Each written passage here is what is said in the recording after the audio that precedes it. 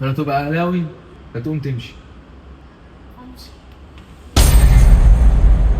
الولد ده حرفيا توأم امام عاشور.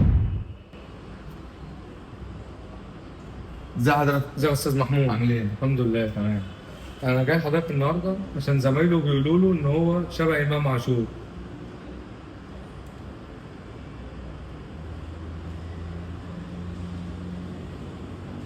كمل معلش. وعاوز حضرتك تحلق له حلاقه امام عاشور.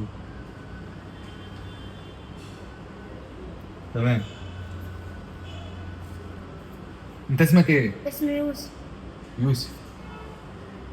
انت زملكاوي صح؟ ايوه. احلى لك حلاقه احسن من بتاعت امام عاشور. تمام؟ الصراحة كنت خايف اقول له كده بس لقيت نفسي قلت له. بس هتبقى اهلاوي. بس انا بحب الزمالك. تحب ايه؟ الزمالك. طيب بتحب الزمالك، صلي على النبي. الصلاة والسلام.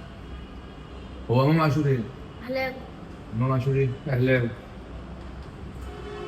فانا عشان احلق لك حلاقه امام عاشور هتبقى اهلاوي. زملكاوي. بس انت ايه؟ زملكاوي. ما كانش فيه قدامي غير اللي انا اقول له كده بس هو اللي صمم علشان تبقوا عارفين. فلا تبقى اهلاوي لا تقوم تمشي. امشي.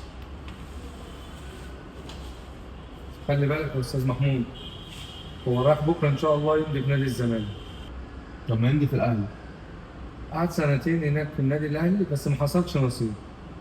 بصيت على الولد فعلا كان هيعيط عايز يقول لي انا ماليش ذنب، انا بحب الزمالك قوي. سيبوني.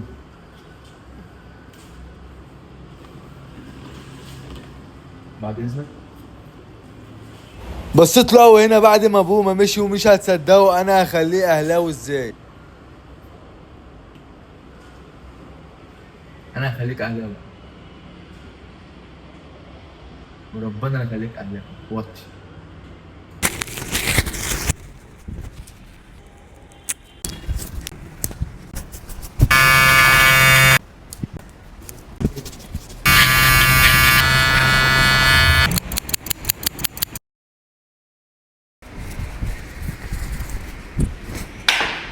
هتبقى اهلاوي ولا هتمشي كده؟ همشي كده. الولد فعلا لقيته مصمم بطريقة فظيعة بس انا هصمم ومش هحله. شوفوا ربنا يخليك اهلاوي.